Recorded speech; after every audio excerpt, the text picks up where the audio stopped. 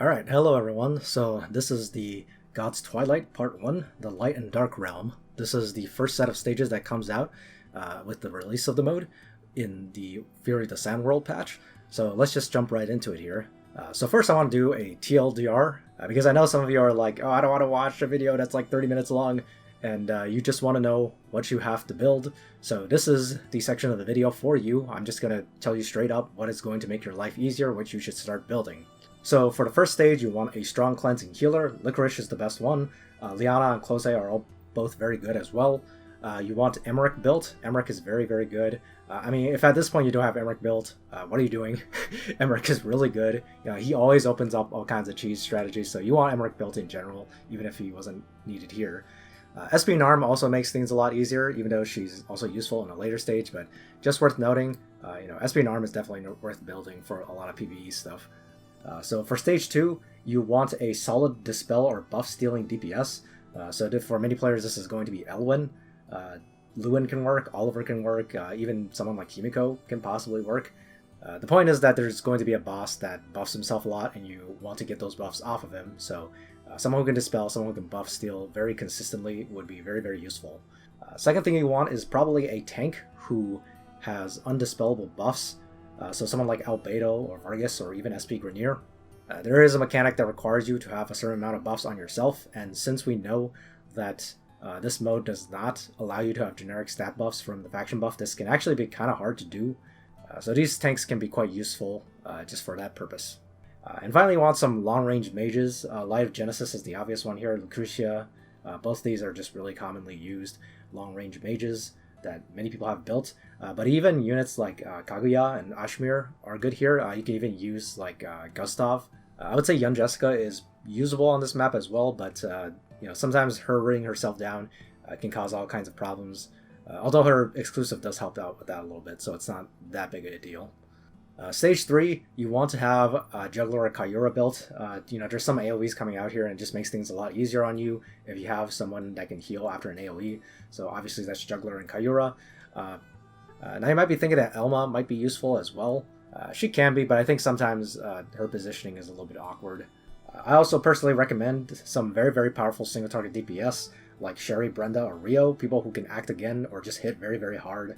Ironblood Commander especially is kind of worthy of a separate mention, just because she provides unique buffs that other units do not give, and she's a pretty strong DPS herself, so she can be very useful. There's some positioning shenanigans on this map, so you want units that can move again after attacking, so Leon is the obvious choice here, but you can even use someone like Sonya. And finally, teleporters are pretty useful on this map, but you have a limited number of slots. So I would say Iris is really the obvious one to pick here. I know that might be tough for some of you because maybe you missed out on the Sakura Wars collab, but I can't sugarcoat it. Iris is very useful on this map. It's not the end of the world if you don't have her, but if you have her, definitely build her and have her ready for this mode. So then finally we have the fourth stage, which is easily the hardest stage out of these four. You want some units that can spam fixed damage. That can be very useful. Bernhardt is the obvious one that most people have built, but another unit that most people don't have built but is really, really good on this map is Toa, because of her fixed damage aura, I guess. In addition, you want some pieces of equipment that can spam fixed damage for you, so stuff like Ragnarok, Bloodsword, Arcane Battle Garb even, and Twilight Star. I know Arcane Battle Garb especially is something that a lot of people don't have just like standing by in their inventory. So definitely consider, just keeping one around because it is very useful on this map to have these options. I would say have 1 to 2 solid infantry units. Obviously, again, Bernhardt is really nice here because he kind of serves all those purposes at the same time, and technically Toa also has an infantry class, so she can serve that role as well. Otherwise, infantry units here, just pick whatever strong infantry you have. There's so many to pick from. There's Elwyn, there's Wataru. You can even bring someone like Kirikaze if you don't have a lot of spaces to Gate of Fate somebody. I would recommend one strong, long-legged archer unit. SP Narm is the obvious choice here, but I already mentioned SP Narm for stage 1. So if you end up using up SP Narm for stage 1, you're going to need to bring someone like Alustriel. Finally, I would recommend that you have a move booster of some kind ready. Luna is the one a lot of people use if they plan on ending the map quickly, because obviously Luna's move boost only lasts for 1 turn or whatever. Werner obviously can actually be pretty useful here. Werner Deem obviously is what I mean. And of course you have Tiaras, who is, the attack blessing queen. You can sort of alleviate the need for one of these move boosters if you have a lot of Apex boots lying around. But of course, like I said, a lot of people are going to be wearing Twilight Star, so in that case you can't wear Apex boots at the same time. So yeah, that's just a quick TLDR for you guys who don't want to watch the rest of the video and just want a general idea of what you should be building to get ready for this mode, and you just want to figure out the fights as they come. So with that out of the way, let's go into the specifics of each fight, and I'll elaborate on just the recommendations here. Now I will be showing clips of the fight later, because I know having something visual is a lot more useful than just having text here. Sometimes the word salad they put out on the descriptions, you just end up going like, what? Huh? So anyway, the first stage here is Gate to the Dark Realm. On this map, you need to defeat the boss, the Dark Realm Guardian, to win the map. As you can see, his stats are quite high. The most notable thing I want to point out here is that he has 3 move, and that will come into play in a second here. So first, let's take a look at his talent. So he has a damage dealt increase. So aside from that, there are 3 main parts to this talent. First, he has an aura that he obtains after using his skill Impact Slash. The aura reduces the healing received by all of your units by 90%. Each time he ends his turn, all enemies will get 2 stacks of a debuff called Cursed. It reduces all your stats, and it also reduces the amount of damage you deal, and it can be stacked forever. But this debuff is dispellable. And finally, he will summon a bunch of adds every 3 turns. I'll explain the adds in a little bit more detail in a minute here, but basically, he just summons a bunch of adds and he summons more and more of them as the fight goes on. So aside from these 3 main mechanics, I guess, from his talent, he just has some bonuses here. He can walk through your units, so you can't just root him in place by surrounding him. And then when he's under 40% life, he will go into a Berserk mode. He just gets more attack and intelligence. He gets +1 move, and his AoE span gets increased by 1. So basically, to sum up this talent, he has one mechanic where it's if he uses one specific skill from his kit, he is going to get an aura that reduces the amount you get healed by 90%, which is of course very, very dangerous. He will constantly give you debuffs just by ending his turn. Everybody will get 2 stacks of a debuff called Cursed, and you can dispel this, but it just makes your stats go down, so you need to dispel these constantly. And of course, finally, he summons a bunch of adds around the room. The adds are basically just there to make positioning a lot more annoying for you, and you're going to see that when I show you the clips. So let's take a look at these 3 skills here. So kind of similar to Ancient Beckoning, he starts off with 2 of them on cooldown, and you can see each of them has 3 cooldowns. So the basic idea behind this fight is similar to Ancient Beckoning, where it's like they go through a specific cycle of these skills, but that's assuming you actually eat them all, and instead of choosing them, which I'm going to talk about in a minute. But let's go through all these skills first. So first you have Curse Strike, which is just like a standard single target attack. Hits pretty hard, so you want to have someone that can take this. And after he uses it, he will do a 2-ring AoE, and then just shuffle everybody's positions. So you can kind of think of it as being kind of similar to Leon's 3C on steroids. And if he kills anybody with this skill, he will act again. So generally speaking, if this skill kills somebody, it's probably game over, because he's going to act again and he's just going to wreak all kinds of havoc. So second skill, Impact Slash. This is the skill that activates his healing reduction aura, as we saw in the talent. So this is a 3x5 AoE, so like a Dragon Breath, converts 3 buffs into random debuffs and then pushes everyone back 3 blocks. And while they're being pushed back, if they run into anything, they are going to be stunned for 2 turns that cannot be dispelled, so this is really scary. As if that wasn't enough by itself, after he uses the skill, 2 random units on your side are going to get a Curse Seed debuff, which basically is like a fixed damage bomb on the unit, and then it will also create some very annoying terrain tiles that will deal even more damage to you. Generally speaking, this is the most dangerous skill he has. So finally, for his third skill, it is another AoE. It actually changes between a weaker version and a stronger version throughout the fight. The weaker version is 3 rings, which is already large enough so that it's pretty hard to avoid it, and then the stronger version is 6 rings, which is basically impossible to avoid. But the basic idea here is that it will deal more damage if you are not at 100% life. So if your team is not healed up when he uses this, you'll probably just kill somebody. So from these skills, you can already tell what the basic idea of this boss is. He does a lot of damage, but what boss doesn't. But the idea here is that he is going to restrict your healing abilities. He's going to constantly reduce your stats. So you need to heal not just the damage you're taking, but heal away all these debuffs you're getting that constantly reduce your stats. Because if you don't, he's eventually going to do some AoE that is just going to kill a bunch of people. Or even worse, he's going to use Curse Strike and kill somebody, which means, he's going to act again and just walk around and kill every single person. Okay, so that is the mechanics from the boss itself. Let's take a look at some of the other details of this map. So as I mentioned in the introductory video, the amount of character swaps you can do when the map begins is different for each map, and in this case you have a starting swap chance of 1. As I mentioned earlier, and as you saw in his talent, he is able to spawn ads, and these ads are present at the beginning of the map as well. But there are 2 types of ads on this map, and that is assassins and slimes. So both ads have a talent that causes them to do fixed damage in 1 ring, and then give you a stack of the curse debuff on their death. And then they will create grudge tiles that will deal even more damage to you and also inflict stacks of cursed. So basically, when you want to deal with these enemies, it's best to try to kill them from 2 range if you can, or even longer range from the assassins, because the assassins might just counter and kill you. Speaking of the assassins, they have 1700 attack. They are faceless soldiers, and they have the plunder skill. They hit really, really hard, and you probably just want to get rid of them as soon as you see them, because if you don't, you're just going to run around and kill your guys, and that's obviously not what you want. The slimes are really not a threat. They only move 1 block at a time, and every time they hit you, they don't hit very hard, but they do inflict 1 stack of curse if they hit you. Basically, the slimes spawn around the room and they start closing in on you, so you need to get rid of them as they get close to you. They're not threats by themselves, but because of how they give you more stacks of the curse mechanic on this map, and they will also create a lot of annoying terrain tiles when they die. They're just a constant nuisance. They're not as big of a priority as the assassin ads, because like I said, you want to kill the assassin ads because they can actually kill you. The slimes, it's like if you take a hit from them once in a while, it's not a big deal.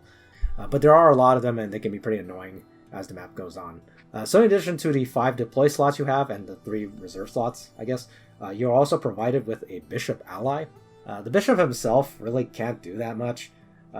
He basically has a aura that says when you have no debuffs, you'll do plus 30% damage, but every 3 turns he's going to take 70% of his HP as fixed damage, and this can't be humanized, I don't think. So basically, he's just another thing that you need to keep alive using all your healing power, because if you don't, you're going to miss out on the plus 30% damage dealt on all your units, and it might end up being an issue if you don't have strong enough DPS output, so it is very useful to have him around.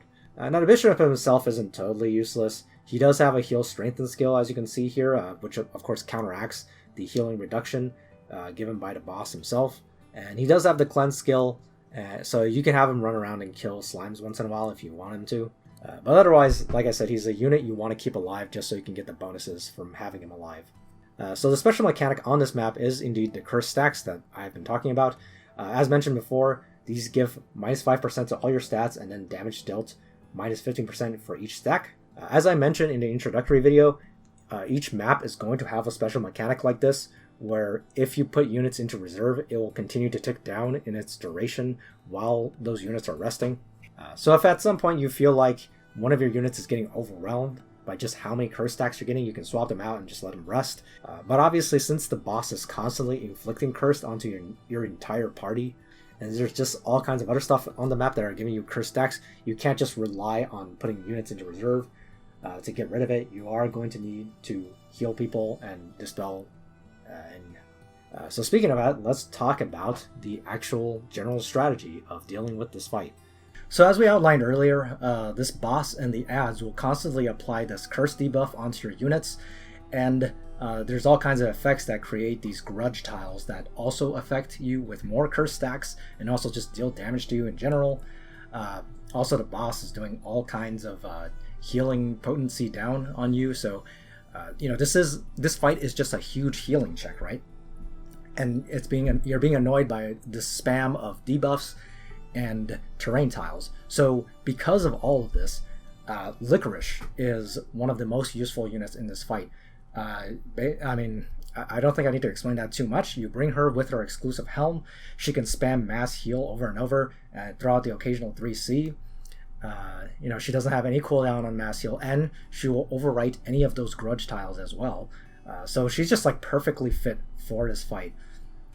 Now, I know Licorice is not someone that everybody has built, but the good news for a lot of you is that you will not need to have a 6-star Licorice or anything like that. I think a 4-star Licorice, possibly even a 3-star Licorice, can work in this fight. Although you do, obviously, if your star level is a little low, you're going to want some pretty strong HP enchants and probably some decent intelligence enchants as well. Because otherwise you might just die to AoEs. If you don't have Licorice, you just have to fall back on the typical good cleansing healers, and that, of course, is Liana and Close. Liana, I think most people have built, and Close, I know some people don't have Close because you might have missed out on the Trails in the Sky collab. I don't know who else you could really bring here.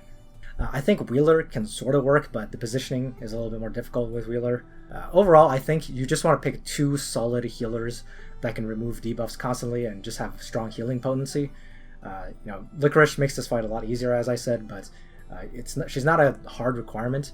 If you don't have Licorice, you probably do want somebody who can help you get rid of a lot of these annoying terrain tiles if necessary, and the easiest choice for that is probably Helena. So anyway, because Licorice is so important, this is one of the few cases where a faction buff is actually relevant. You would actually want to bring a faction buff. So the obvious choice here would be Hilda.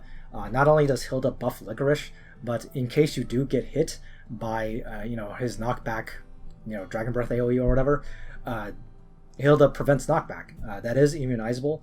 So if you don't get knocked back, you can't get stunned. So that can be a lifesaver. You can also, of course, use the electric headwear.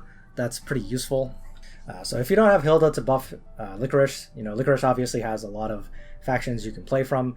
You can bring any of the princess buffers, and I think it would be fine. In fact, all of them have their own ways of being useful here. For example, Luna can kill the slimes or the assassins as necessary and then move back to surround the boss as needed. Shelfenil is holy. She can probably kill the slimes on this map pretty easily.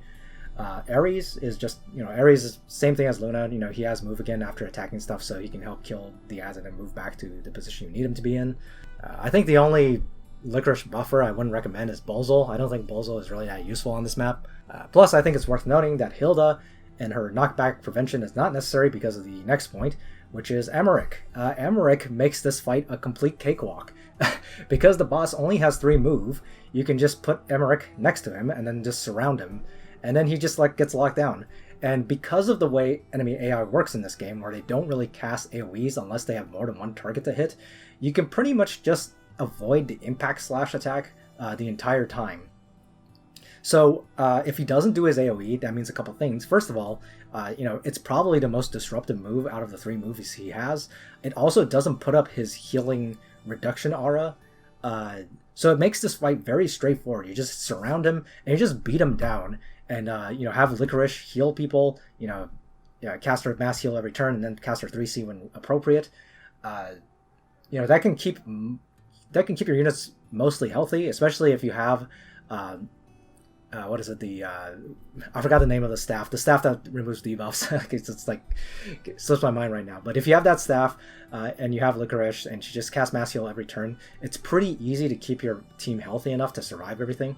And with Emmerich locking the boss down, you just sit there and beat on him until he dies, pretty much. Of course, the exception here is that we know that under 40% life, he's going to get +1 move. So at that point, he's going to be able to break free of the Emmerich lockdown. So there's a couple ways that people get around this. First, you could just get down to 40% HP and then just try to burn him down very quickly as necessary. The other option is to bring SP Narm. So even though this boss is immune to mobility down, I guess the developers realized that you can't make things immune to SP Narm, because if you do, then SP Narm sucks. So SP Narm actually does reduce the mobility on this guy. So with Emmerich plus SP Narm, you can lock him down to 0 move for the entire fight, and then you just it's just a tank and spank. You just sit there and beat on him until he dies. So there's not much to say there. However, it is worth noting that Narm is very, very useful in the 4th stage. If you don't have a strong long-legged archer aside from SP Narm, then you might want to save her for that fight instead of this one. It really comes down to how strong your units are and if you think you could get past this fight without using SP Narm. Because remember, this mode isn't just about beating the individual fights, it's about spreading out your units across the 4 fights in a way so that you can beat all of them. So anyway, the last thing worth noting here, and I mentioned this a bit earlier, is that you want units that can move over to the adds that spawn and kill them and then move back to the boss, because that way, that's the only way you're going to be able to lock them down forever, unless you have SP Narm, obviously. If you have SP Narm, then what you could do is that, he'll have move -2, and then Emmerich will be next to him, and then he'll have move -4, so he'll have 0 move the entire time. However, if you are locking down with only Emmerich, you're going to need units that can move back into position, because he's going to have 1 move otherwise. So that's a pretty important thing. Alternatively, you can bring long-range mages to just kill the assassins when they spawn, while keeping the boss surrounded. Some other notes about the DPSs, DPSs that can remove debuffs are obviously very useful, so that includes units like Maya. Maya is really nice here just because not only does she remove debuffs, but because she has no melee penalty, so she can stand at 1 range and just continuously attack the boss. Other healers, healer DPS, Rachel, Chris, they're all very useful here. So because this is a fight that is very focused on healing and your healing power, and you're just constantly casting heal spells, Heimdall is obviously the covenant that this battle is designed for. Not only does he remove debuffs when you summon him, which alleviates a lot of the healing stress that you have from this fight, but because you're constantly healing, you are going to charge up the covenant energy bar very quickly when you use Heimdall. So overall, I don't think this is a very difficult fight. I mean, it is the first fight in the series, but it can be quite difficult if you don't have the right units for it. So with that being said, let's just move into the video clips so you can get something a little bit more visual to know what's happening here. So let's take a look here. You can see in the bottom left there that little box with the blue button. That is the that's the sub-in options. So you can see on this is like at the beginning of the map that this player decided to immediately summon Heimdall. He probably has Heimdall maxed out so that you can immediately summon. So instead of using Heimdall's skills, this guy opts to just use Heimdall to just normal attack and kill the assassins, which is a viable way to take care of those guys. You can also see that he decided to bring some long-range mages instead of surrounding the boss, which, as I said, is one way of doing this. So you have SP Lana and young Jessica on his team here as probably the primary DPSs here. And Narm, he has Narm as a DPS as well, and Narm is wearing a Uller's bow, it looks like. And he actually has like the Moby decrease skill equipped on the Narm, which isn't necessary if you just want to root down the boss, as I described earlier. Because Narm's Moby down actually, it doesn't, that skill is a normal Moby down and that doesn't affect the boss. He probably only brought that to root down the slimes or the assassins if it's needed. So as you can see, this player decided to do the popular strategy, as I mentioned, which is Emmerich plus SP Narm. So as you can see, the boss is already rooted in place, he can't do anything. And the only thing he has to do is to be careful of the 3x5 AoE coming out of the boss. So you just want to make sure you don't have units in a straight line out from the boss. So the position that Licorice is in right now, that's the position that I typically put Licorice in. So what I did is I had 4 melee units, and I just surrounded the boss. And Licorice from that position could just spam Mass Heal because Mass Heal has a 3 cast range. So you can just stand there and just cast Mass Heal on the team over and over every turn. And you don't have to worry about the curse stacks, which cause you to deal less damage. And you can also benefit from the damage increase from the NPC Bishop that you get here. You can see that this player decided not to bring a faction buff for Licorice, which of course means that he can't spam Mass Heal every single turn. Instead, what he's doing is that he's actually just using SP Lana and Young Jessica and just firing from a distance here. So as you can see, so this is how the sub-in mechanics work. You just click the button and you can switch in units. In this case, he swapped out Licorice for Liana, act again to do more damage. And of course, he also have Liana removing all the debuffs he's getting. And yeah, I mean, this is pretty much it. As far as this fight goes, if you go for this strategy, it becomes very, very simple. Like I said, you just root him in place and just take him out. Make sure you get rid of your debuffs. Take out the slimes as needed. So let's just jump ahead to later in the fight. This is just to show like this, like at some point he is going to summon more ads, and you're just going to take care of them. And as you can see here, he actually summoned 3 assassins this time, whereas at the beginning of the map he only summoned 2. Not much to say there. You can see here that the bishop actually can do enough damage to just kill these slimes as long as he's not debuffed to hell. So, okay, you can see that he's using the Large Mages to take care of the assassins. And he's actually going to summon Heimdall again to take care of the assassins once again. You know, that's a fine way of using Heimdall here, because honestly I don't think Heimdall's skills are all that, like, they're not all that useful on this map.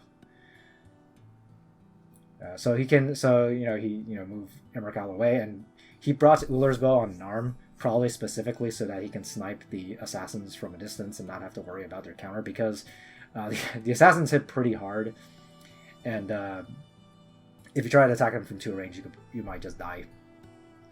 So anyway, that's all there is to say here. Let's just move on to the next fight, because I think this fight is ultimately pretty simple once you understand what's going on. Okay, so the second stage is called the Palace of Eternal Darkness, sequel Never Ever. So this stage consists of 3 enemies. You just have to defeat the Goddess Idol, a statue on the north end of the map, to win. This statue, just to start with it, I only listed the attack here because it's the only stat that matters, because this statue takes no damage, and instead it takes 15% of its life away every time one of the other 2 bosses dies, which is Hati and Skull. So basically this statue is invincible. It's just there to kind of show your progress on the stage. You need to kill the actual 2 bosses a certain number of times to actually beat the map. It does have 2 passives though, so let's take a look. First it has this Underworld passive. First it has a basic effect that says every time one of your units ends their turn, the statue will get 1 stack of something called Idol, and this Idol stack is going to cause one of 2 effects based on whether Hati or Skull is praying, or if both of them are praying. As to what praying is, you'll see once we talk about Hati and Skull. But basically, if only one of them is praying, and you stack up too many stacks of Idol, it will just deal 90% HP fixed damage to 2 of your units. And this cannot be immunized, and it will consume 8 Idols. So basically, it's kind of punishing you when you force the fight into a situation where only one of Hati or Skull is praying. Now, if you're controlling the fight properly, like, this actually isn't a big deal, 90% HP damage, because obviously you can just heal back to full, take the hit, and then heal back up. And a couple of people who play this map opt to just do that. But anyway, if both Hati and Skull are praying, instead what it does is that it casts a different skill called Underworld Chaos. What this one does instead is that you get a debuff on 2 of your units that actually give them an increase in their range, so it actually has a positive aspect. But if you end your turn and you don't have an ally next to you, the unit just immediately dies. So basically this has an upside and a downside. The upside actually makes it easier to satisfy the downside, because obviously if you have increased range, you have an easier time positioning.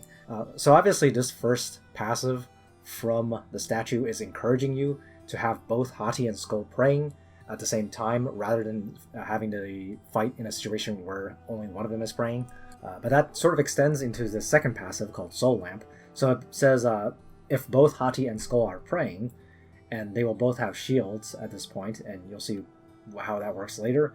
But anyway, if both of them are praying and they have their shields destroyed within 2 turns, both wolves are returned to the battlefield, and the Goddess Idol takes 15% damage. So this is on top of the 30% damage it would have already taken from Hati and Skull dying. And if you fail to destroy the shields, they will also both return to the battlefield, but instead of getting a bonus bit of damage on the statue, the Goddess Idol will instead just attack all your units for 1 times attack, fixed damage, which is why I listed the Goddess Idol's attack here, which is 9,033. So when you consider that, that's 9,000 damage, which I think for most units, like at this point, is probably not enough to one-shot you, but it can get pretty close. And obviously that depends on how you've built your units and how much HP enchants you have. But the obvious takeaway here is that you should try to destroy both Hati and Skull's shields when they are praying, because otherwise you're going to get punished. Okay, so next let's talk about Hati and Skull themselves. These 2 are the actual bosses of this fight. So their stats are actually very similar. As you can see, one of them has focus on intelligence and the other one has a focus on attack. So one of them does magic damage and one of them does physical damage. And they both have a very similar talent. So I'll just read Hati's talent here first. But basically it says, when it's defeated, it doesn't just die. It teleports to the goddess idol and prays. And it gains a 70% max HP shield. And after each prayer, its stats will go up. And finally, if Skull is within 5 blocks, it gets plus 100% to attack and intelligence. So to sum it up, combined with the stuff we learned from the last slide, basically the takeaway here is that when you defeat one of these wolves, Hati or Skull, they will teleport next to the statue. They will gain that HP shield, and they will enter what they call prayer in the context of the skill descriptions. So this is what causes the statue to deal various effects with the idol stacks that we were talking about earlier. So basically, to break it down here, what the talent here and the idol's mechanics are telling you to do is to basically, it wants you to kill both Hati and Skull around the same time so that they both are praying. That's why, that way you don't get the bad effect from the statue when you get too many stacks of idol. Plus, when you have both of them praying and you've managed to break both of their shields within 2 turns, you will get even more damage onto the idol. So that's really the core of this map. It's one of those maps where like you're fighting twin bosses and the map is encouraging you to beat them both at the same time, multiple times in a row, instead of doing this thing where you only focus on one of them and then the other one. And finally, the final part of this talent, of course, is just saying that attack and intelligence plus 100% if they're within 5 blocks of each other. This is obviously just like an extra mechanic you have to consider while fighting them. Attack intelligence plus 100%, obviously that's enough to pretty much make them one-shot you all the time. So with that being said, let's move on to the actual skills that these guys have. So Hati is the magic-focused one. He starts on the left side of the map, as you'll see when we get to the video clip section for this fight. So both of these guys actually only really have one attack. And in Hati's case, he has a 3x3 magic AoE that does 0.3 times damage. It also gives you this freezing soul debuff, which says that if you move too much, if you move at least 3 blocks, you will get a minus 50% to attack and intelligence, which cannot be immunized or dispelled in the last 2 turns. And in addition, if Skull is dead while Hati uses this, he will also steal 1 buff. And like I said, both Hati and Skull really only have 1 attack each, so for Hati, he basically just spams this AoE over and over, as long as you put him in a position where he's going to do that. Obviously, just like the first stage, if you don't place enough units in a place where that he can actually find multiple targets to hit, he's actually just going to do a normal attack. So in addition to this AoE that he does, he has 2 passives. First, you have Moon Glory. So basically, it just gives him a shitload of buffs every single turn. And if you leave them alone and let him get too many buffs, he's just going to get 50% damage dealt increase. And he's also going to start dealing 3 debuffs for every attack he does. So obviously, this is something you're going to need to deal with if you don't want him to go berserk. As for this last passive that he has, which is called Cycle of the Sun and Moon, both Hati and Skull have this skill. It's just that they swap the effects around. So basically what this does is that every time they take or inflict damage, they will inflict either Moon Phase in the case of Hati, or they will inflict Corona in the case of Skull. So basically all this is that the units that get Moon Phase from Hati will be teleported next to Skull, who will then remove them, and then the units that got inflicted with Corona from Skull will be teleported to Hati, who will then remove Corona. So basically what this means is that if you split your team up and start dealing with Hati and Skull separately on 2 different sides of the map, which obviously you have to do because you have to keep them apart, what this does is that it swaps the positions of all your units every single turn. So basically it's just another thing you have to deal with. Positioning is a pretty big thing in this map as well. So that's kind of Hati's skills. Let's just talk about Skull skill real quick, which is kind of like the polar opposite of Hati in a way. Instead of focusing on magic damage, Skull does physical damage, and instead of being an AoE, Skull's first attack is a single target attack called Bone Crunch.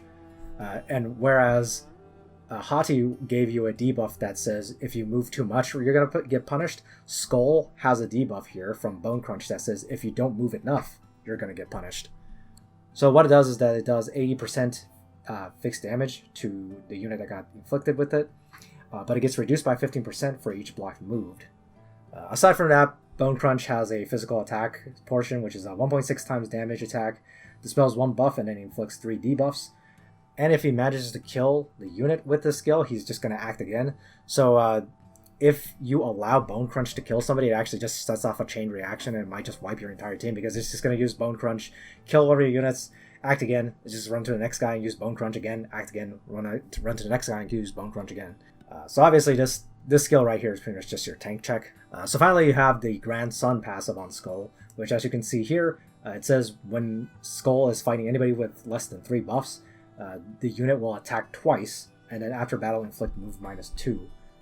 And the last passive here is the Cycle of the Sun and Moon Sun version. Like I said, it's the same thing as Hati's, except the buffs that, or debuff that it gives, is swapped around, so that the two teams that you split into to fight them both will switch positions each turn.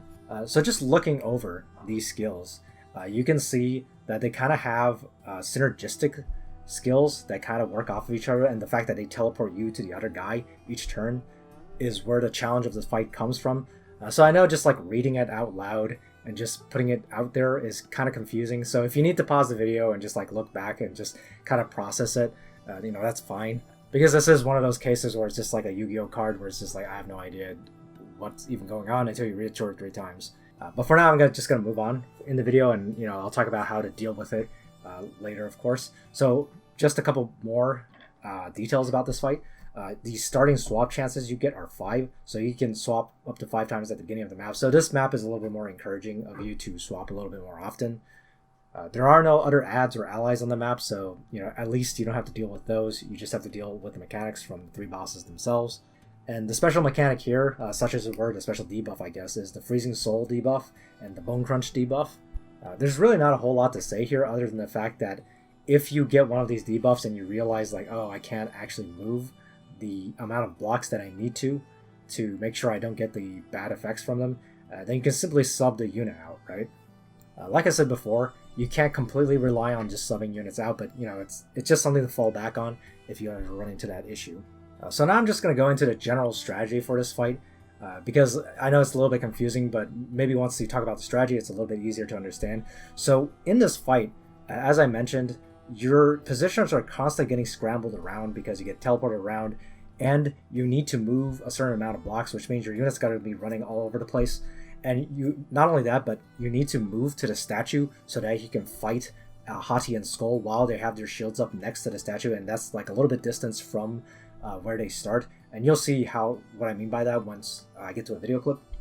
But because of like all this repositioning required, you have less ability to be able to basically be in their faces and fighting them all the time. So because of that, long range mages like Light of Genesis, Lucretia, Ashmere, all of those units, those are key to this fight. You really want to have one of them built. Lucretia is a unit that is going to be useful in a later stage. I would say like stage 4 is pretty good for Lucretia as well. So if you have other long range mages that are not Lucretia, I would recommend not using her here unless you're just really having trouble and you need Lucretia's help here. So obviously with long range mages, the synergistic covenant choice is obviously Frigg. You obviously can also bring a Scepter of Divinity to help along with that as well. Light of Genesis, out of all the long range mages, deserves special mention here. Not only can she act again to reduce whatever debuff turns that you get, but like I said, sometimes the units that you need to hit, especially the statue, is way far apart from where you need to be, and obviously Light of Genesis' ability to teleport people around is very, very useful. So as you saw from the skills that they can use, not only does Hati constantly cast AoEs, unless you just get him into a position where he doesn't do it too often, and because there's a lot of debuffs coming out on this map as well. Not as many as the first map, but it's more like concentrated large amount of debuffs on one unit more often, but that works very well with Rosenseal. So Rosenseal is obviously like the best healer for this fight. However, Rosenseal is also very useful in a later stage, so if you can clear this map without using Rosen, then certainly I would recommend it, but if you want to make your life easier, then you would probably burn Rosen on this map. As for each wolf's like specific mechanics, so if you'll recall, Hati's mechanic is basically that he gives himself buffs at the end of every turn, and if you allow him to get too many buffs, he's just going to go nuts and start doing way too much damage. So because of that, the obvious choice here is that you need to have some kind of consistent dispelling unit for Hati. The obvious choice here is Elwyn. And like I said, at the TLDR at the start, You don't have to use Elwyn. You could just use one of the other good Dispel units. Luwin works, even at buff Stealer, like Oliver or Himiko. All of these units help. And if you're using long-range mages, you can, of course, just equip Vidar's Rose on them, so you can just get a couple extra Dispels if needed. Like I said, he does this every single turn, so you do want someone who consistently Dispels, not just someone who does like Sword Soul, because Sword Soul's cooldown is obviously way too long. So you need someone who does it consistently every single turn. And obviously Elwyn with his Roar plus Sword Soul using can handle it okay. Luwin has Battle Cry and like Roar, so that he works pretty well there. Oliver can actually steal like three or four buffs every single turn. So that's pretty much how you would handle Hati. For Skull, like I said, he is a physical attacker that hits very hard in single target. So it is a tank check, like I said. Most players are probably going to want to tank for this guy. He hits really hard, and you don't want him to be killing anybody and just going berserk and just doing that chain reaction where he just kills everybody. So because he dispels buffs, and he will attack you twice if you don't have enough buffs, that's actually a really big problem in this mode, because just like like I said, you can't get the generic stat buffs. Everybody gets plus 40% stats. So faction buffs actually cannot save you from this guy. You need somebody who not only creates a lot of non-stat related buffs, but ideally you want someone who has non-dispellable buffs, because that just makes your life a lot easier. So in this case, it would be like Layden, who has undispellable guard range, Albedo, undispellable Hermes Trimegistus. Vargas has an undispellable like guard range and stuff. Esprit Grenier is actually really, really strong against tanking this guy, just because he has a talent stacks that cannot be dispelled. So Grenier actually has a pretty easy time tanking here. At least he can consistently ignore the double attack from Skull. A couple things worth noting: Layden is also useful on this map because of his 3C being able to pull people apart. You want to keep Hati and Skull apart, so obviously Layden is good at doing that with his 3C. Esprit Grenier, like I said, not only does he have undispellable buffs from his talent, but he can actually avoid it. But he can actually help you charge Frigg up if you bring Frigg as your Covenant here, because obviously he is a ranged unit himself. But because the Wolves have 3 range attack, if you want Grenier to be able to attack without fear of retaliation, you're going to need to use Miller's Bow plus Siege Ballista on him. And obviously Siege Ballista are not great at tanking, but it is an option. So if Esprit Grenier can be quite useful here. So final note I want to say here is the Wolves do not act when they are praying. They just sit there. You can just hit them and they won't really do much. So one way that I see a lot of people do this map is that even though the map's mechanics make you think that, okay, I'm supposed to fight them both at the same time, what a lot of people end up doing is that they just permanently lock down Hati by killing him first and then going up and just breaking through his shield while he's praying, and actually lowering his HP way past that before you knock Skull into a prayer as well, and then break his shield so that you get the extra damage onto the statue. Because for some reason they decided that when they both respawn, they will keep the HP they had while they were praying. So what that means is that if you break past Hati's shield while he's praying and get him all the way down to 10% life or something, and then do the whole knock out Skull and then get the bonus 15% damage, they will teleport back and Hati will be almost dead again. So you just simply knock him out again and not have to deal with Hati, because I think for most players Hati is going to be way more annoying than Skull. Skull is just have a strong tank and you can handle him. Hati, it's the stupid annoying AoE is always a pain in the ass, and you're gonna have to deal with him giving himself buffs the whole time, and nobody wants to deal with that. So anyway, let's take a look at some video clips of this fight, and hopefully that will resolve any confusion you might have about it. Okay, so let's just pick up the fight, from the middle of it. As you can see, this player decided to use, long-range mages, like I said most people would. He also has Yulia here. His tank is Christian, and he actually does not use Rosensteel as a sealer. Instead, he has Close here, and I believe he has Sophia in his reserve. So this is just near the start of the fight. This is just me showing the skills that these two enemies have. So as you can see, Hati had the AoE, he did the 3x3 AoE, and Skull on the right side attacked his Christian. Christian took a hit. So that's just a showcase. of what they do. And here he is like realizing, or at least he's reading, that because Christian took the hit from the Bone Crunch attack from Skull, he's gonna need to move Christian a certain number of blocks. Otherwise, she's gonna take a ton of damage. So first, he's gonna heal up here using Close A here. And as you can see, like he's focusing fire on Hati on the left side. So he's gonna do what I said a lot of people do, which is that they focus fire on Hati and just kind of keep him out of the fight, because Hati's AoEs are way more annoying than Skull. Most people are more comfortable just taking Skull and dealing with Hati on this top tier. So we're gonna skip forward ahead in the fight. So you can see that he's like, right now Hati is praying, and he teleported Yulia to the top using Light of Genesis, and now he's firing at it at a distance.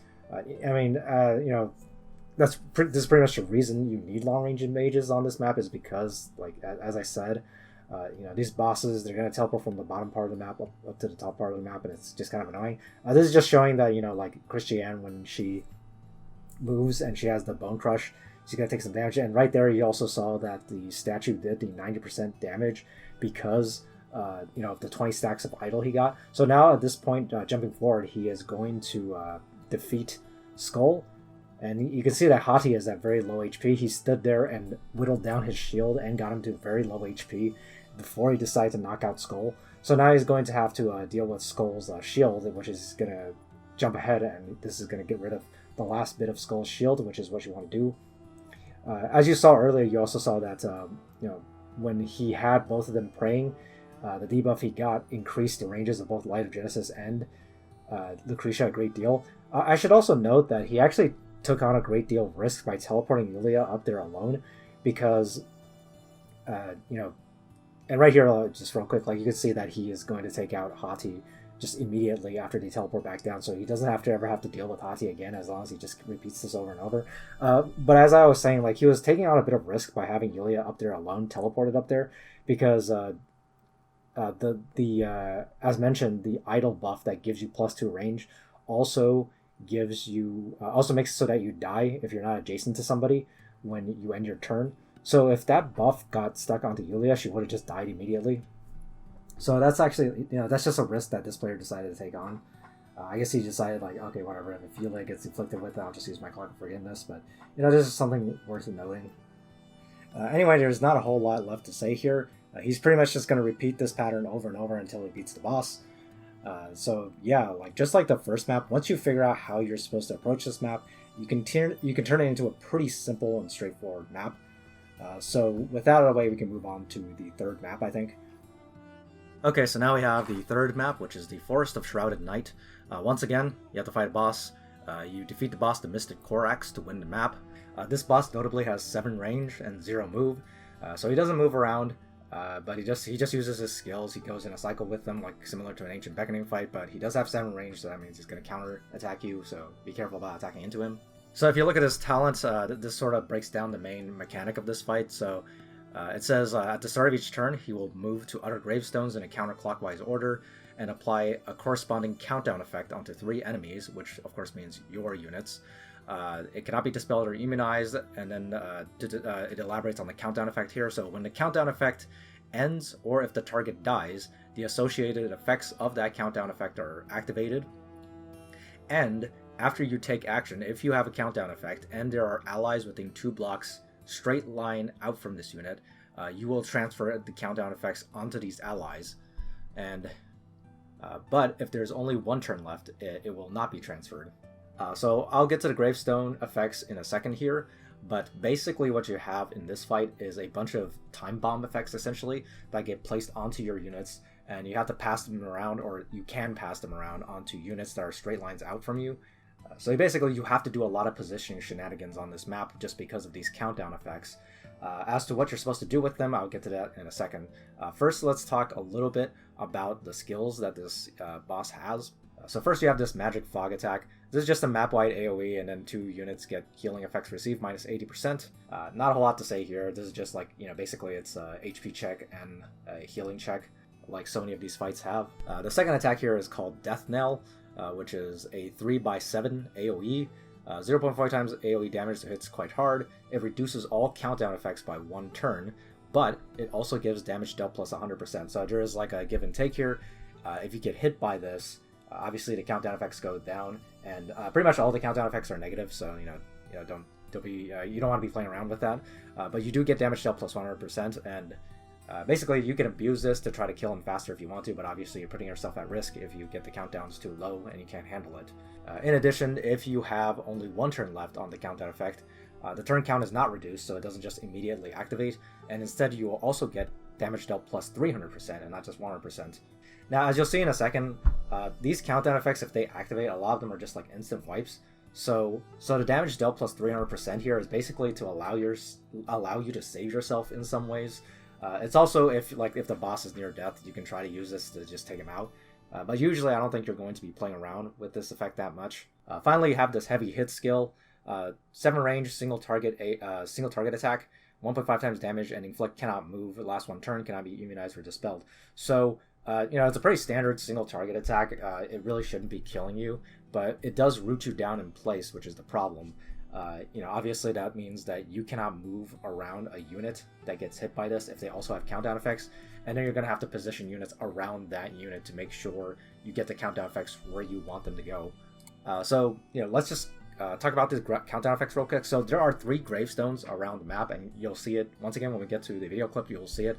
There's 3 gravestone effects, arranged in a triangle formation, I guess. But so like the talent said, each turn the Mystic Korax will take the gravestone that he is at and then inflict you with the debuff that gravestone corresponds to. Aside from the beginning of the map, where he will inflict you with 6 debuffs because he will use the 2 gravestones he's not at. The boss starts at the bottom left gravestone, so on the first turn you will be inflicted with the bottom right and the top gravestone effects, and then he just moves counterclockwise.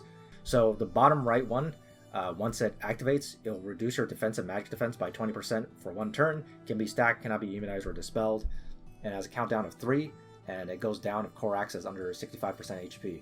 So this is arguably the least deadly effect, especially if you're the type of person that stacks HP on your units. But obviously it's still pretty annoying.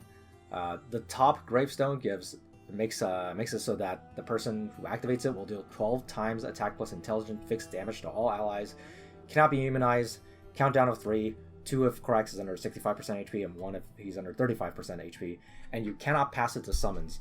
So this gravestone effect and this countdown effect, this is like an instant wipe. Like, I don't think that needs to be explained. 12 times attack and intelligence, that pretty much kills anybody. And they even went out of their way to make it so you can't pass it to summons to kind of cheese it. So yeah, this is the most dangerous one. I mean, this is, like I said, it's an instant wipe basically. And the bottom left effect, it says enemies within 4 blocks. So if it explodes on you, your enemies within 4 blocks will get attack intelligence plus 30%. Last 2 turns can be stacked, cannot be immunized or dispelled. Countdown of 3 and 2 if he's under 35% HP. So it is somewhat similar to the bottom right effect we saw earlier. That one reduces your defense. This one increases the enemy's attack. This is probably more dangerous just because of how inflated boss stats tend to be and that sort of thing. And generally speaking, if he gets this before an AoE, this is probably also going to wipe your party. So none of these countdown effects are good news. Okay, so some extra information about this fight. Starting swap chances is 1, so you don't get to start off with as many swaps on this map. So what that means is that they want you to engage with the countdown mechanics. You can't just like constantly swap units out and try to get around it that way. So in addition to the Mystic Korax, you will have 2 adds spawning each turn. First you have the zombie. The zombie doesn't attack, it's immune to fixed damage, and when it's killed, it increases countdown turns by 3, and the attacker can act again. The zombie also has a passive that says if you use skills near him, it will increase the effect of the countdown increase. But this isn't really that relevant in my opinion. Usually you're not gonna stand around and be spamming skills around the zombie so that you can get more countdown turns. But as you can see, this zombie is here to save you basically. If you are low on cooldown or learn on countdown turns, you just simply kill the zombie with the unit with the countdowns on them, and you will get a bunch of extra turns on the countdowns, and you don't have to worry about them as much for a couple extra turns. The zombie is relatively weak, and it does not attack. In general, it's not really a problem. It's there to help you for the most part, I think. Not so with the second ad here, which is the Gargoyle. The Gargoyle is a 2-range unit, so you can't attack from 2 range without getting a counter. It's immune to fixed damage, and it has a black size AoE if you let it stay around, which not only does 0.33 times AoE damage, but it also inflicts movement -2 for 1 turn. And it also has a passive that's basically a stronger attack intelligence -30% within 3 blocks. So similar to the third attack that the Mystic Corax has, the Gargoyle's AoE here is obviously meant to disrupt you from being able to engage with the countdowns as effectively by lowering your movement. But obviously this is an AoE, which is even worse, so generally speaking, you really want to get rid of this Gargoyle as soon as it spawns. You really don't want it running around and lowering your movement. And honestly, you're going to be taking a lot of AoE damage from the Mystic Corax anyway, so taking an extra AoE from this guy is not good news, even without the movement minus, which might screw you over. So in addition to these 2 ads that spawn each turn, you are actually provided with a Hellhound ally, in scare quotes, at the start of the battle. So the reason I say it is just a quote ally unquote is because that's not really its function. So first, it is immune to passive blocks and AoE damage. So the passive block is just to make sure it can always do its function, and there's no shenanigans going on. So what happens with the Hellhound is that it actually switches teams every single turn. It takes 20% fixed damage each turn. It cannot be healed, and it respawns immediately after dying. So the function of this Hellhound is for you to pass your countdown effects onto it so that you can have it explode on the enemy team instead. And that's really the core mechanic of this fight. You need to be juggling the countdown effects and be mindful of the turns you have left. Increase the turns if you have to through the zombie, and when you're ready to have them blow up on the enemy, you pass them onto the Hellhound and let it when it's on your side, and then next turn it will swap over to the enemy side. Then you just you simply kill the Hellhound, and then the Hellhound will explode and affect your enemy with the countdown effects instead of your team. So final point here is that the special mechanic is countdown. I think I already explained it pretty thoroughly, but just a review. The boss starts on the bottom left gravestone and moves counterclockwise 1 gravestone each turn. And he flicks the countdowns from the countdown effects are, like I said, pretty much all of them are either an instant wipe or get you pretty close to wiping, so you generally don't want them blowing up on your team. Final thing worth noting here is that the turn count does run down while in reserve, since this is the special mechanic of this map, and the countdown effect actually does not activate if you return to the map and there were 0 turns left over from staying in reserve long enough. So you can avoid the mechanic to a degree using the replacement and reserve mechanic here, but because you aren't given that many starting swap chances, it's obviously not something they want you to rely on. So the obvious intent from the developers here is for you to engage with the countdown effects and not cheese it. However, there is a loophole here, which you might have noticed, and let's get into the general strategy. First, worth noting, the Covenant here, the fight was probably designed with Baldur in mind, but it doesn't fit as obviously as the other 2 fights so far, I feel like, because Baldur, he has a command aura that makes it so that you can't get attack or intelligence down, which is something the Gargoyle inflicts, but usually you don't want him staying around long enough for him to inflict that on you anyway. And there are some skill triggered effects on the map, and that works with Baldur because Baldur reduces your cooldowns. But usually, really, I think the main function of Baldur here is to make sure you can do a lot more damage by reducing your cooldowns. I don't think there's anything special about Baldur on this map, because a lot of the mechanics that Baldur would specifically deal with are things you don't want to happen. So, anyway, aside from Baldur, first of all, many people bring Juggler and Kyra to this map because of all the AoEs the boss throws out. He does the map-wide AoE, he does the line AoE. Obviously, having Juggler and Kyra helping out here is a huge boon. The problem with any other conventional healer is that because you need to be controlling your positions so strictly during this map, having units like Juggler and Kyra that just alleviate that pressure is really helpful. So that your healer doesn't run all around, especially if they get countdown effects on your healer, right? Because if you have countdown effects on your healer, you want your healer to be in a specific position so that they can pass the countdown effects onto the unit you want them to pass it to, and instead of running around and prioritizing healing. So to that end, Iris is probably the best healer on this map. Not only can Iris like heal people without being next to them for like several turns straight, because she does have the buff from her talent. She can also teleport people around, which is very helpful. And Iris is just a perfect fit for healer on this map. I don't think any other healer can really do the same thing she does. Arguably, Elma could sorta do it, but I don't think she works that well on this map. A second healer choice would probably be like Sophia. I mean, Sophia has rewind and that works well with Baldur, but she doesn't have any repositioning abilities like Iris does, so it's definitely a huge downside if you don't have Iris. So I was talking about dealing with loopholes on this map. Because the countdown effects, as you saw, they get shorter and shorter as the boss gets chipped down, which is pretty standard for a fight like this. But many people decided like they just didn't want to deal with that, and what they did instead was that they just decided to bypass all like a lot of that part of the mechanics.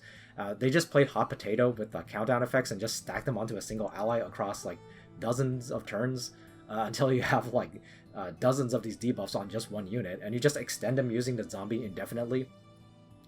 And then like at some point when you're near the end of the map, you're just like, okay, I have like 50 of these countdown effects on one unit. I'm just gonna pass them all to the Hellhound all at once, and then explode it on the next turn, and just like bring in my strongest DPS and just burn down the boss as fast as possible.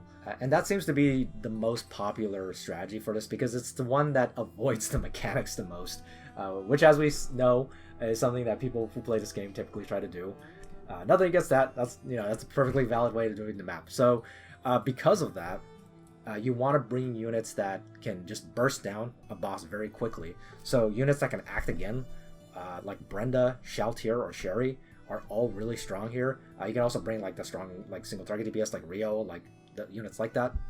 And they're not just useful because you can burn down the boss at the end, but also because like many of them can act again, like Brenda and Sherry. When they can act again, that means they can burn down whatever debuffs that the boss gives you faster by acting multiple times. And also for repositioning, so that you can get the countdown effects where you need them to be. Units that can move after attacking are also very useful. So units like Leon and Sonya are very useful.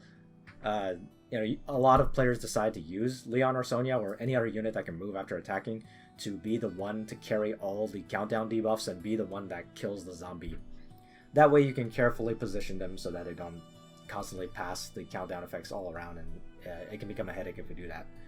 Out of the DPS, it's worth noting that SP Sherry is very good on stage 4, so if you don't have to use SP Sherry here, you might want to save her for that stage. Like I said earlier, the 4th stage is usually the hardest one, so if you can save Sherry for that and you have better DPS to use on this map, go ahead and save her. And I also mentioned this earlier in the video, but Iron Blood Commander is a very, very good DPS to bring in this map as well, because her soldier attack boost is a unique buff that doesn't get considered under the limitations of faction buffs on this in this mode. So you can still get the soldier attack boost. You can't get a generic attack boost, but you can get Iron Blood Commander's soldier attack boost. And Iron Blood Commander is a very strong DPS herself anyway, so it's not like you're wasting a slot. Also, you can give her a gift of eternal life. She can help heal if you really need that, so just even more bonus there. So overall, like if you decide to like kind of cheese the mechanics here, this map actually ends up being easier than stage 2. So with that out of the way, I think we can take a look at some video clips here. I think this map is easier to understand than the first two, which is why I think some people actually consider this to be one of the easier maps of this set. Okay, so let's take a look here. This is the start of the map.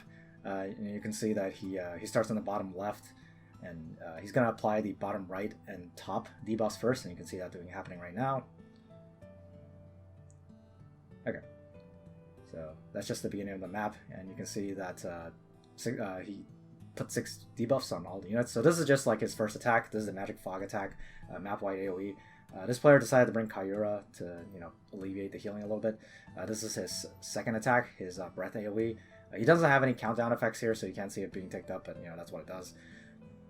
And then finally you have the third attack, which is a single target attack, which roots someone in place. The biggest annoyance of this is not really the damage itself, it's more just how it might complicate your need to pass the buffs around, or pass the countdowns around, rather. So because Shaltir in this situation is being rooted in place, you can see he's going to have to figure out how to pass the buffs around properly. And so the previous turn he put some of the countdown effects onto the Hellhound, so now the Hellhound is, he just killed the Hellhound to activate some of those effects. So you have Leon here, who he had put into reserve earlier with a couple of the countdown effects, and he actually has a few countdown effects on him right now. Shaltir just ends her turn because she couldn't move, passes him on to Leon, who he subbed in, and you have some other units here who, like Ironblood Commander also has a countdown effect, passes it to Leon. Iris has a countdown effect, heals Leon, also passes it to him. You remember that you can pass the countdown effects in a straight line, 2 blocks away from you. So as long as you line that up properly, you will be able to pass them around properly. Leon kills the zombie, extends the duration of some of the countdown effects. You could see that like some of them were on 1 turn left. So by doing that, he prevents it from exploding on his own team. And as you saw, Leon also was able to move again after attacking, which was very useful. So you can reposition Leon into a position after extending the duration on the zombie, so you can pass it to a unit he wants to pass it to. So that's why you want a unit that can move in like Leon. Okay, so this is we're jumping ahead towards the end of the map now. So right now he actually has a lot of the countdown effects on Leon. We're gonna see that in a second here. He's just thinking about what he's going to do. He knows that the boss is going to be running into or teleporting counterclockwise onto the top gravestone next turn. So he has control of the Hellhound right now. So he can pass all the countdown effects onto the Hellhound right now on this turn if he wants to. So what he's going to do first, as you can see, he's going to pass some of those effects onto Leon. Iris here casts a heal spell while also moving to a position where she can pass the countdown effects she has onto the Hellhound.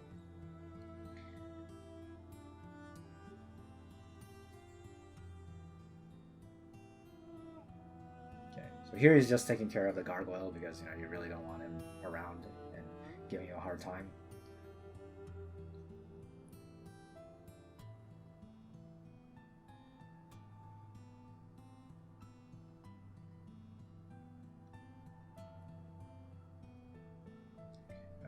So he is.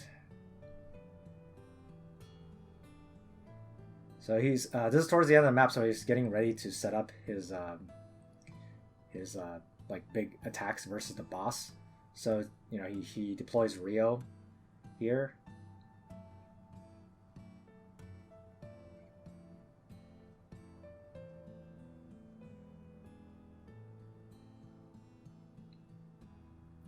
Okay. You can see he's getting ready by deploying like the strongest DPS he has.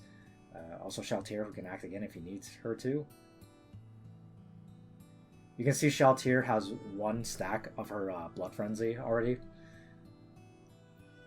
So he can do a double attack next turn if he needs to. So, another useful thing about Leon having Chivalry. So, you can drop the countdown effects onto a unit as needed and then move away if you have to. Okay, so the Hellhound switches teams. In this case, like he was supposed to, like the boss was supposed to do his breath attack, but because there wasn't enough units, he just did a normal attack. So that is something you can do as well. You can avoid the breath AoE if you want to. So okay, so here comes the attack on the Hellhound. So now you're gonna see him doing all kinds of the countdown effects, just stacking them over and over. So this one is the one that gives you attack boost to your enemies. So since right now the Hellhound is on the enemy side, that means when these countdown effects activate, they're going to happen to your units. And that's why he deployed his strong units like Rio and Shaltir last turn, because he was getting ready for this turn where he's just going to, lay into the boss here. So you're just going to see, like, he spent this last, like, dozen turns and possibly more just stacking these countdown effects over and over onto a single unit. It's finally going to pay off here. So you can see, like, the boss has 85% HP right now, and he's on, like, turn 17 or something. Okay, so now it's exploding these fixed damage effects, right? Just doing a lot of damage to the boss. And the two, you can see that the adds are immune to fixed damage. So the zombie and the gargoyle are taking no damage from the fixed damage countdown effect. I assume this was just to make the map harder, like so that you couldn't just kill them. Okay, so even more attack debuffs and some defense debuffs coming out of the Hellhound as well. So, you know, so you can see here, you know, he's got all the buffs in the world. You know, you got like, yeah, you see you get like a 7,000 attack on Lewin there. So he's just gonna summon. So now he's gonna summon Balder and go to town here.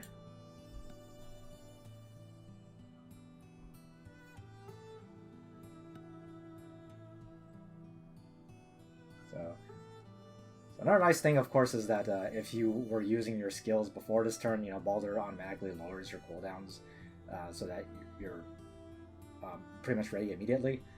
So, you know, 6,000 attack, you know, all the boost, really boosted up. And, you know, Rio also inflicts a damage taken debuff onto the boss. So, again, Shaltir's turn. Blood Frenzy activates, he gets to act again.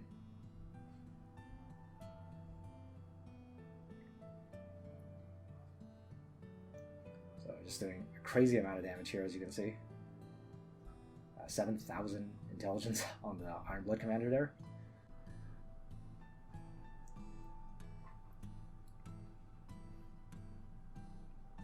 You know, he's still getting the countdown effects, of course, because the battle's not over.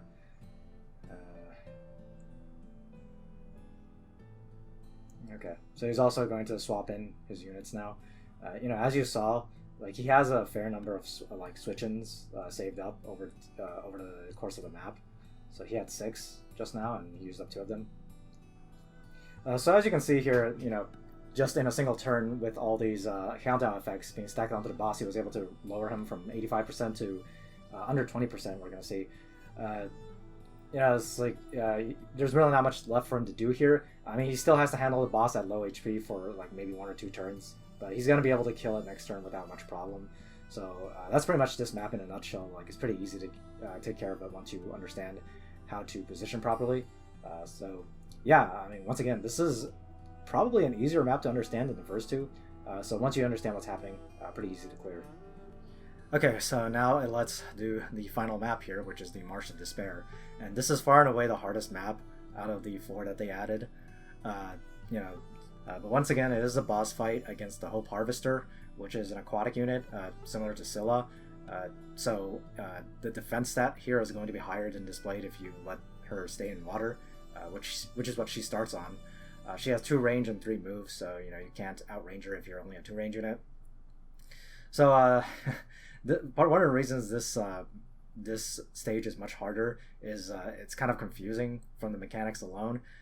Just a talent is going to take up an entire slide here. So first, talent says immune to most debuffs. I haven't really tested it that much, so I don't know like which debuff exactly she's immune to, but it's pretty much like almost all of them. So after taking action, one enemy is afflicted with Chase, damage taken plus 50%, healing received minus 90%, cannot act again, last 2 turns, cannot be immunized or dispelled. So first, this Chase effect, because you cannot act again, which obviously includes things like Strike, Chivalry, not just the act again spell, that means like this debuff is something you can't really deal with in any way other than just subbing your unit out. And you are provided with a fair number of you know, switch in charges on this map, so like the chase debuff here isn't too bad in terms of putting strain on your resources, but it is something that you can't really deal with any way other than just subbing the unit out. So anyway, like aside from that, he also causes allies within 2 rings to get 3 stacks of Wind Eye. So each stack of Wind Eye gives attack intelligence plus 5%, and the unit damage taken minus 60%, and lose 1 stack each time you take damage, cannot be immunized or dispelled. The Wind Eye effect is similar to some of the weird stacks of like shields we've seen in some challenges before, where it doesn't matter what the damage source is. You know, if you do fixed damage before battle and stuff, that can get rid of a stack of Wind Eye as well, that sort of thing. So you obviously don't want a lot of stacks of Wind Eye because, you know, they have much higher stats and they're not going to take any damage while they have Wind Eye. So it's pretty much just here to prevent you from killing them as quickly. So in addition to these two basic effects, the wind eye and chase mechanic, the map has a weather mechanic, and a lot of mechanics on the map change based on what weather is currently active. So the battlefield starts in a snowing weather. So the talent on the boss says that if it's snowing, at the start of an action, dispel all warm effects on enemies and then inflicts frost. And if the unit moves less than 4 blocks this turn, they will just die. And if they move 4 or more blocks, they will get warm, which means it will not receive frost effects. Last 2 turns. So basically, what this is saying, I mean, basically what this is that it forces you to have units that can move at least 4 blocks, otherwise they just automatically die. And because the weather effects last several turns, so at the beginning of each turn that it's snowing, she's going to inflict one of these frost debuffs and also remove whatever warm buff that you got from the previous turn from moving 4 blocks. So it's just something where you have to constantly move around 4 more blocks so you can prevent your units from dying. And the frost is automatically inflicted onto your units when you go onto the field. So you can't wait to get inflicted with frost at the beginning of a turn and then swapping a unit to get rid of it. Like, the new unit is also going to have frost, so you can't get around it that way. So that's the snowing weather for how it interacts with the Hope Harvester's talent. The second weather is pouring or raining or whatever. So when it's raining, all your units get conduct. If you end your turn with more than 3 debuffs, you will die, and that's basically it. And when the battlefield is in typhoon weather, after taking action, all allies, meaning the Hope Harvester's ally, will get 1 stack of wind eye. Wind eye has no stacking limit. If Hope Harvester has 5 stacks of wind eye, it will deal 50% more damage. If the Hope Harvester had 10 stacks of wind eye, it will ignore 50% of defense and magic defense when attacking. And if the Hope Harvester has 15 stacks of wind eye, it will get attack and intelligence plus 666% and damage dealt plus 666%. So basically, like, you can't just ignore the wind eye stacks and just like wait until later to deal with them. If the Hope Harvester gets too many wind eye stacks, it just gets stronger and stronger. And at 15 stacks, that's obviously that's like a softing rage for the enemy, right? So because it's gonna be hard to get rid of them at that point, because she's gonna counter you for a lot of damage and just automatically kill you. So you can't really get to 15 stacks of wind eye most of the time. I mean, there are ways around it if you get there, but you really shouldn't get there in the first place. So okay, next we can talk about the skills. Just like a lot of the other bosses, she has 3 skills that she just rotates over and over. Just like her talent, there are different effects from a lot of these skills based on what weather is currently active. So first turn, she's going to use a skill called Formless Breath. It is a map-wide AoE, so this is your HP check. Deals 0.4 times magic damage, which is pretty strong just by itself. And then she will gain 5 stacks of wind eye. And then after she uses it, the next time she uses it, it will be Formless Vision, which attacks all enemies for 0.4 times physical damage, and also deals plus 4% damage if your units are not in water. And then it changes back to Formless Breath. So basically it swaps between a magic AoE and a physical AoE over and over each time she uses it. She'll get 5 stacks of wind eye, so you need to start attacking her and getting rid of the wind eye while also paying attention to whatever other mechanics there might be. Her second skill here is called Weather Cutter. So you have first of all, it's another HP check, attacks all enemies 0.44 times AoE damage, and has a different effect based on the weather. So when it is snowing, it will inflict all enemies with movement -1 and cannot guard for 2 turns, cannot be dispelled.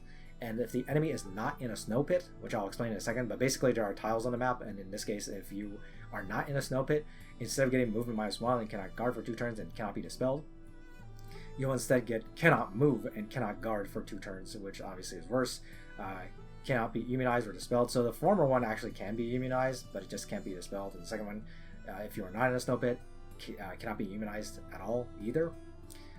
But obviously, you combine this with the weather effect from the talent, it reduces your movement. So if you're at 4 move total and you get hit by Weather Cutter while it's still snowing, you're going to be down to 3 movement. And if you don't move the 4 moves, 4 blocks next turn, you are going to die. Yeah, that's really all there is to it. So when it's pouring, this skill instead does 2 random debuffs that cannot be dispelled. If your units are not in a thunder pool, so a different type of terrain when this is happening, you will instead have all your buffs converted into debuffs, so you get even more debuffs. And recall, of course, that when it's pouring, if you have at least 3 debuffs, when you end your turn, you will die. So basically, the idea here is that when she uses Weather Cutter while it's pouring, you're gonna get a bunch of debuffs. You want to get rid of them, otherwise you're just gonna instantly die from the pouring weather mechanic. Finally, if it's Typhoon while she uses Weather Cutter, she will, if it hits more than one enemy, or at least one enemy that is not in a ditch, she'll just get more Wind Eye stacks for herself. Obviously, it's like if you already know that like Wind Eye stacks, if she stacks too many times, she'll just become like invincible and just kill you one hit and stuff. So obviously you want to avoid this as well. And that is the second skill, and the second skill is the most tied in with the weather mechanic. So the third skill here is Abyss Maneuver. With this one, she will teleport herself next to a random enemy and then deal 0.4 times AoE damage to just that one enemy. So it's like kind of like the sleep AoE, where it's like it attacks one enemy. If after she does this, a chase effect is also present on the map, it will, like, this skill also does 10 times AoE to all enemies, and yes, that is 10 times, not 1.0 times. That is not a typo. So 10 times AoE, which obviously is pretty much just like instant wipe for the party. This is why you want to keep the chase debuff off the map, which you want to do anyway, because the unit that has the chase debuff took extra damage anyway. So yeah, that is her skills. I know it's a lot, but maybe I'll get a little bit easier when we talk more about how the map works. So some other details to the map. First, your starting swap chances is 7. So as you can see here, just from the amount of swap chances you're given, this map is going to be way more involved with like how often you're going to be swapping characters in and out, and they provide you with the chances at the very beginning of the map for you to do that. When you look at clips of this map, you're going to see that there is a Gizarov construct enemy on the map near where you start. It is considered an enemy like by the game, but it's actually completely pointless. Like, it doesn't do anything. It's just there as a signboard. Basically, when you click on it, it has tooltips that tell you like what's going to happen on the map and when the weather effects are going to come. It basically just tells you like, oh, on turn 1, 10, and 19 you're going to get snow. On turn 4 and 13 you're going to get rain or pouring, and on turn 7 and 16 you're going to get typhoon. The Gizarov construct or weather reporter, like, it doesn't do anything. Like, it doesn't take damage, it doesn't attack you, it doesn't do anything. It's just there to like tell you what's going on in the map, because I guess they ran out of space on the skill descriptions to tell you what happens or something. So anyway, but there are different ads based on the phase of the map and some other things. So let's go through them one at a time. So first off, there is a Dragon Trooper. This is a flying unit. It does not attack. This ad spawns when the Hope Harvester drops between 100% HP, 50% HP, and 30% HP, and multiple can exist at once. So basically, as soon as you start the map, and as soon as you hit the Hope Harvester one time and deal any amount of damage to her, she will immediately spawn the first Dragon Trooper. So this Dragon Trooper, like, as I said, it doesn't attack you, but instead what it does is that when it ends its turn, it will remove one of the Snow Pit, Thunder Pool, or Ditch tiles from the map. And the second and third time it spawns, it will actually remove 2 at once. And once the Dragon Trooper is below 30% HP herself, she will also inflict one of your units with Chase debuff for 2 turns. And after taking damage, it also has a Reflect, where, like, if you attack it, it will reflect like 2.5 times defense as fixed damage. So obviously this Dragon Trooper you can't allow it to stay around, because it is going to remove your save tiles to deal with the weather effects. So this is why I mentioned near the beginning of the videos, when I first started talking about what units you want to bring in here, SP Narm was one of the big ones, or Illustrial. You want a long range or long leg archer to be able to run all the way down to where Dragon Trooper is and just one-shot it. So you don't have to be dealing with the Dragon Trooper otherwise, because otherwise, like, it's going to take away your save tiles, and that's obviously just going to make you die eventually. Also worth noting that the Dragon Trooper like starts running away from you. Like, it kind of flies in a random direction on the map, so you just want to you want to be in a position to kill it when it spawns and just like not have to think about it too much. So it's just another thing to think about. it's why you have to bring an archer. Not much else to say about it. So the second ad here is the Snow Giant. It's a Crystal Molder unit or sprite. So this this ad spawns during the snowing weather next to the boss or close to the boss. It is a Lancer class unit. Its defense and mag defense will increase when you attack it with anything that has or doesn't have a class advantage against it. So at the end of each turn, it also like passively inflicts one of your units with move -1, which of course, since it's during snowing weather, might actually kill your units because you need to move at least 4 when it's snowing. And it also has a guard skill, pretty basic like all guard skill, and you can actively guard it for 2 block range. It has power stab and it has savage attack. So the basic idea behind the Snow Giant is that you really want to kill it as soon as it spawns, like a lot of other ads. It is a Lancer unit, so that's why you want to bring some strong infantry units to take care of them. It has increased defense and magic defense if you use anything but an infantry to attack them, unless you like change your class and then like do all kinds of shenanigans. But obviously, like for practical purposes, you want to bring an infantry to take these guys out quickly. Otherwise, you're not going to have space to run around, and they're going to reduce your mobility and might kill you with the weather effects itself. So yeah, that's basically it for the Snow Giants. The second ad is the Thunder Squid, which of course spawns during the pouring weather or the thunderstorm weather or whatever. So this is an aquatic unit. It's like the squid cuttlefish sprite. It's immune to silence. It takes minus 80% damage from non-female units and then plus 20% damage from female units.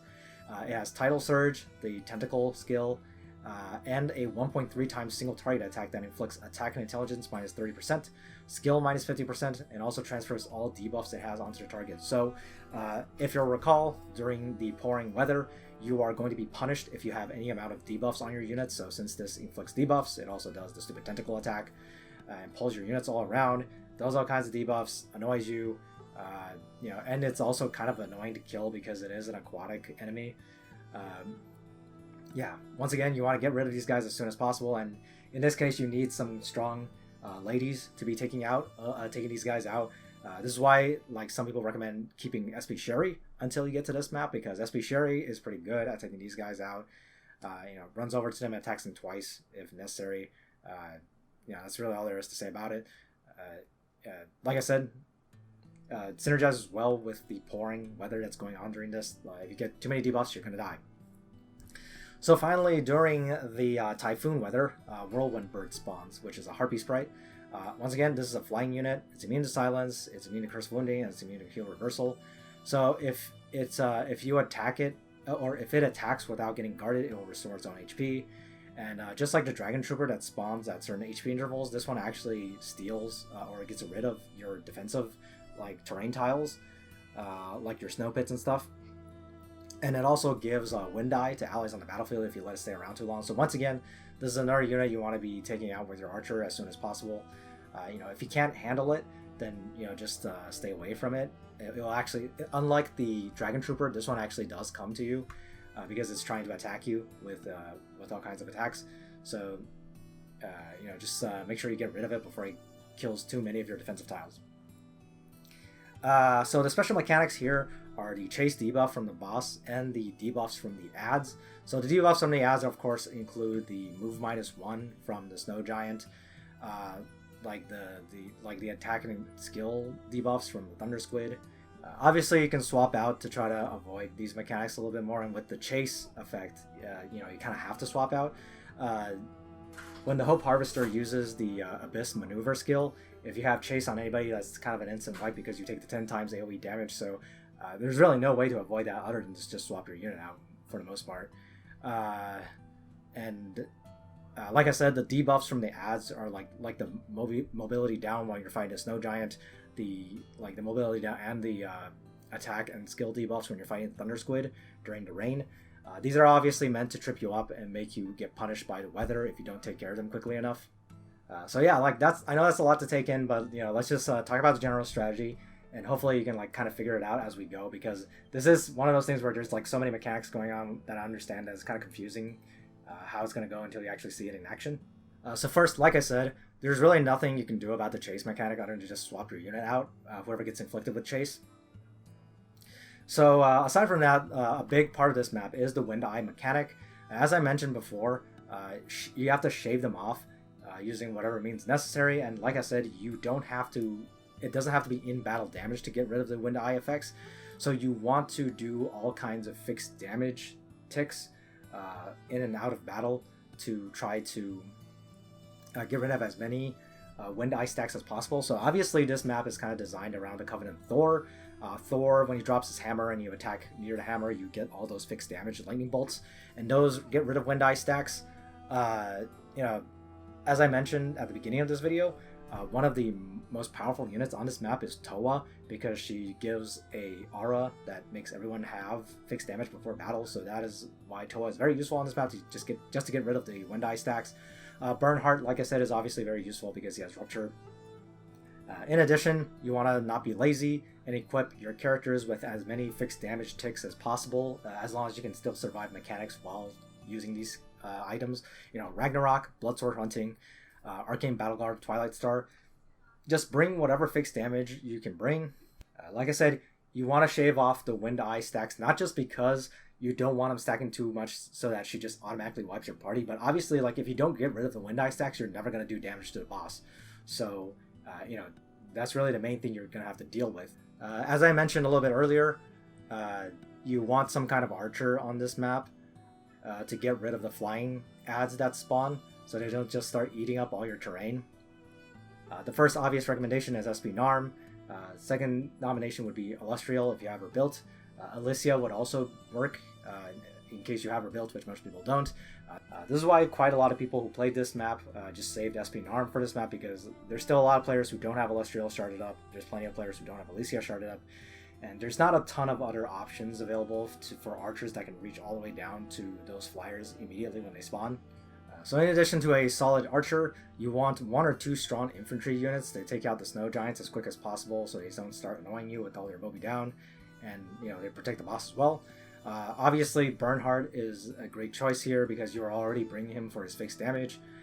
You know, otherwise, any strong infantry unit will work. I've seen people bring Deedlit, I've seen people bring Wataru, Sakura, you know, yeah, even Kirikaze can work. So just make sure you have some solid infantry to bring to take out the snow giants, and you'll be fine. As I mentioned on the last slide, Sherry, SP Sherry especially, is very good for taking out the squids before they become too much a headache. They start dragging around with their tentacles, they inflict all kinds of debuffs on you. You don't want to deal with that.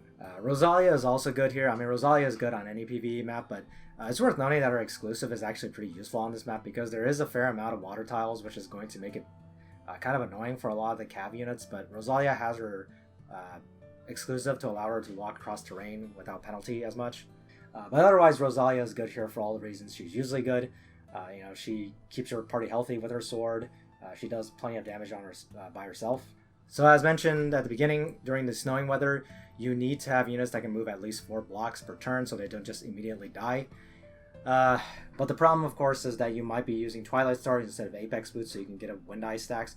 So to get rid of that, to deal with that, you're going to need to bring some kind of move booster unit like Luna, Werner, Deem, or Tiaris. Now you might be thinking that for units like Tiaris, the cooldown is so long that it might be a problem. But there's a fair amount of strategies that actually involve just burning the boss down quickly in the first few turns instead of having to deal with a long, drawn-out fight. So if you are confident in your unit's skills and your unit's stats, you can actually rush her down in like 3 or 4 turns if your units are really, really strong. But it's pretty tough to do, and I think most players are going to have to deal with the mechanics. But if you decide to go with the speed kill method, you know, I would highly recommend you save Lucretia until this map, because obviously Lucretia does her stat downs on the boss. She is not immune to that, even though she's immune to a lot of debuffs. So, you know, Lucretia is great for that part if you want to try to like just quick kill the boss. Also, Layden is quite useful for a quick kill strategy because Layden can pull her out of the water using his 3C. That's obviously only a little bit more useful if all your units are physical DPS. But otherwise, yeah, this is like easily the most complex and difficult of the 4 maps on this first wave. You know, let's just jump into some video clips here, and maybe it'll be easier to understand once you see some of it.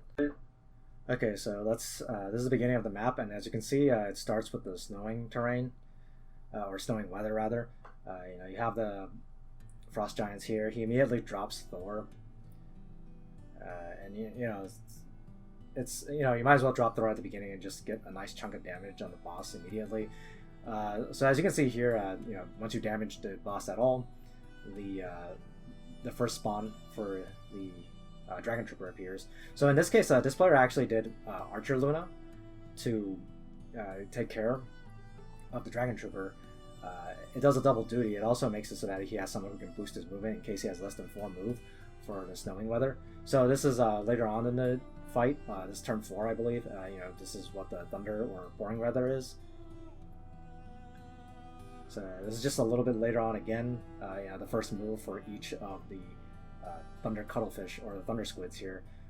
As you can see, this player decided to bring Rosen. He saved Rosen until this map, so he has the debuff immunity, and that makes the obviously the rain part of the fight a lot easier because you're not going to take any debuffs, and without taking any debuffs, you obviously have, you know, there's no way for you to die from the weather.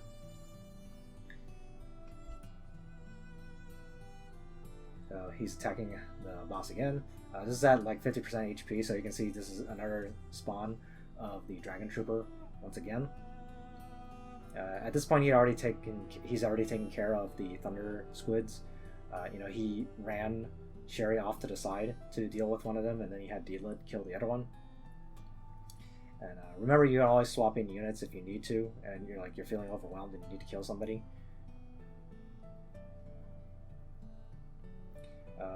So you can see that Deedlit actually has an attack and skill down debuff right now, and that's because the squid actually attacked her with the single target. And remember that is unimmunizable. You can immunize the debuffs from the tentacle attack, but you cannot immunize the debuffs from your single target attack. So you still need to take care of them even if you have Rosen. You know, you're not totally safe. So once again, like once the second Dragon Trooper spawned, he just subbed in Luna, shot her down immediately. So this is once again later on in the fight. Typhoon weather comes out. That spawns this the Harpy. He positions his units in such a way so that the Harpy will just run up and not attack anybody. You know, that way it doesn't activate a lot of its effects. So now we're just jumping to the end of the fight. You know, he took care of all the adds, and then he stacked up like 22 stacks on the Thor, and he just takes out the rest of the boss's HP that way. You know, once you really lay it out, this fight isn't too difficult or complex. I think the thing to really remember about this fight is that it's broken down into different sections. You know, you have 3 different weathers, and as long as you think of each weather as almost like a separate fight, it makes it a lot simpler to tackle. You know, if you think of it as one big fight, it gets kind of confusing. But you know, just remember the fight is very very demarcated into these 3 different weathers. So just tackle them one at a time, and just make sure you bring a team that can take care of all of it. So that's really all I have right now. You know, that's it for this first set of stages for the Gods Twilight. If you guys have any questions, be sure to ask them below. I know this was a really long video, but hopefully I explained everything in a way so that everybody can understand. And hopefully, you know, the second set of stages actually just came out on the Chinese server as I'm making this guide. So hopefully I can get that out in a more timely manner. You know, so get ready, you know, prepare your teams and get ready for this mode. I think it's a pretty fun mode. Like it is, it's more boss fights. I think that's more fun than the stupid auto chess mode or that stupid dimensional expedition mode. So yeah, so that's all I have to say for you guys today. You know, thanks for watching, and thanks for supporting the show. See you guys next time.